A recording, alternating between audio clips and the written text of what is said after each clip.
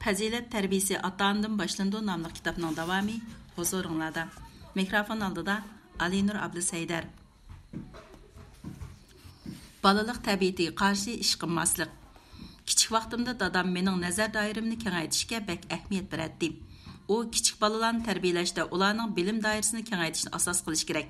Ma'lum bir xil mahorat yoki bilim sohasida alohida tarbiyalashning hojati yo'q deb qaraydi. Ba'zi kishilar dadamning ko'z qarshiga qo'shilmaydi. Ular balalar kichik vaqtidan boshlab ma'lum bir bilimni markazlik o'rgansa, shu sohada pishib chiqadi. O'rgangani bak ko'p bo'lib ketsa, zehni chechilib ketadi. Oxirida hech ishni boshqa qilib chiqolmaydi deb qaraydi. Bu ko'z qarashning ma'lum asosi bor. Biroq dadamning ko'z qarshiga qarshi turg'uchilar balkim dadamning gapining haqiqiy ma'nosini tushunmagan bo'lishi mumkin. Dadamning demoqchi bo'lgani, balalar hammada narsaga qiziqadi, biroq qiziqishi turaqsiz bo'ladi. Yangi shaylarni yaxshi ko'rish balalarning tabiati. Şoň kichik balalardan ma'lum bir soatlik ilmni cho'nqirlab o'rganish talab qilish reallikka uyg'un emas.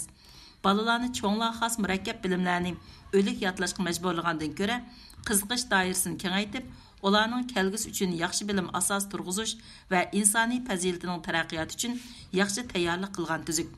Dadam o'zi yozgan Karl Vetterning Tarbiyasi nomli kitobida o'zining bola tarbiyasidagi asosiy maqsadi balani jismoniy va ruhiy jihatda sog'lom odam qilib chiqish bo'lib, hargizmi kitobxotis qilib chiqish emas ekanligini aytgan edi.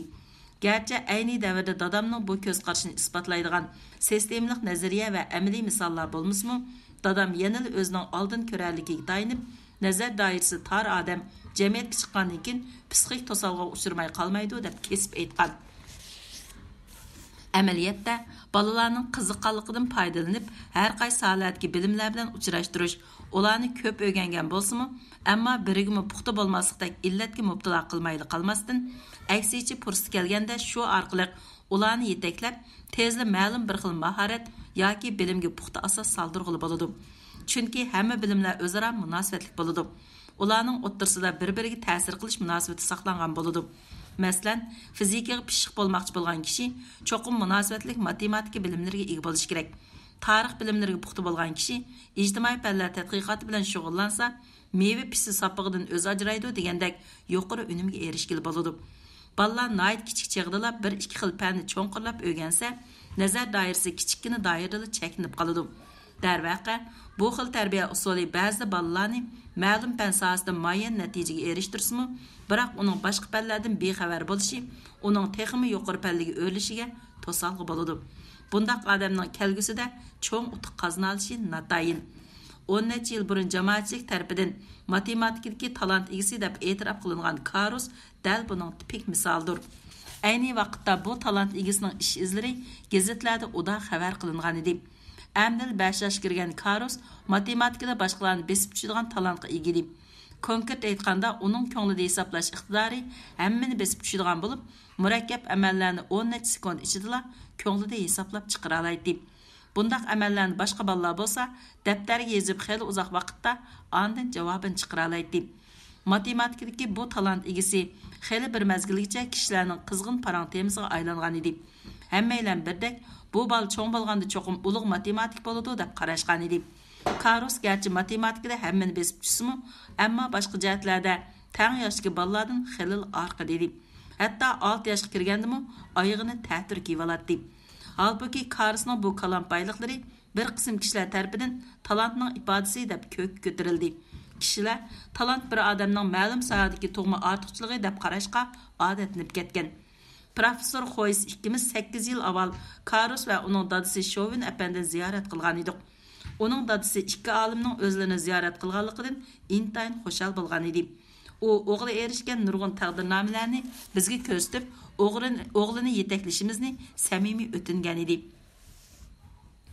Karusning uyida matematikaga doir maxsus asarlar dövlab etilgan bo'lib, uning ichidagi bir kitobni professor Xoysmi xeyli ta'sir tushunadi. Karus chiroyi tatrang'u, ko'zlari nursiz bir bola edi. U qo'lida cho'ng bir matematika kitobini tutgan holda tomga qarab hangmiqib o'tiradi. Dadasi bizni uning yoniga boshlab kirganda, uningda hech qanday inkos bo'lmadi. Men hayronlik bilan Shovin apandidan uningga nima bo'ldi deb so'radim. Shovin apandi hech nima bo'lmadi, u hisob ishlaganda hamish shundoq deb javob berdi. U shundoq o'tirg'ili qancha uzoq bo'ldi deb so'radi professor Xoys. Balkim 3 soatcha bo'lgandi. 3 soatdan beri mushundaq o'ltiryapamdu, deb so'radim men. U doim shundaq qiladi. U nimishqa mushundaq usulda tafakkur qilish kerak ekan? Sözünü başladı Şovun efendi. Gazetdagi xabarlarda sal oshirib o'tibdi. Karusning talanti amaliyotda tug'ma emas. Shaxsan men o'zimni qandaqdir tug'ma talant deganlarga ishonmayman. Tirishchanlik ishinaman. Karus nayt kichik vaqtidan tortib matematikaga qiziqatdi. Uni kelgusida dangliq matematik qilib chiqish uchun uninga talabni qattiq qo'yib keldim. Sizlar bay ko'rgandek u har minut har sekundda matematika masalalarini muloyiza qilib o'ltirdi. Amaliyotda u hargizmi boshqalardan talantli emas. Uning ash natijalarining hammasini tirishchilikdan kelgan deb aytishga bo'ladi. Karus matematikadan boshqa yana nima o'rgandi deb so'radim men. Matematika uning barliq vaqtini egallab bo'lgan tursa, boshqa nima o'rganalaydi?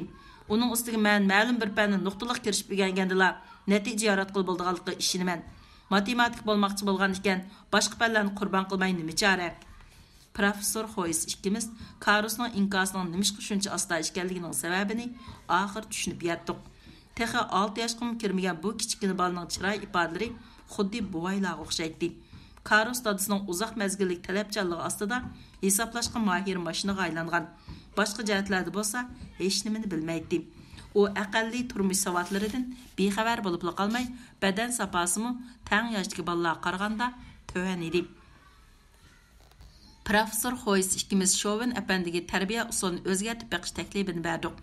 Afsusnarligi, u o'z ko'z qarshida jahillik bilan ching turib oldi. Uning qarashicha mashhur odam bo'lish uchun badal to'lashga to'g'ri kelarmish.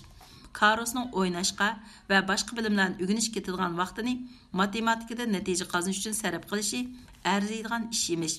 8 yildan keyingi bugungi kun kelganda o'z vaqtida nom chiqqan matematikaga talantli bola matematika sohasida faxrlangidek hech qanday natijaga erisha olmadi.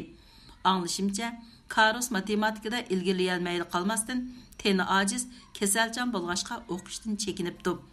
Nurg'un atallar balasi tug'ilgan kundan boshlab uningga zo'r umidlarni bog'laydi. Biroq balani cho'nglarga o'xshash ma'lum bir fanni qattiq qilib o'rganishga majbur bo'lmaslik kerak. Chunki bunday qilish balalik tabiatiga xilof ish bo'lib, buningdan hargizmi yaxshi natija chiqmaydi.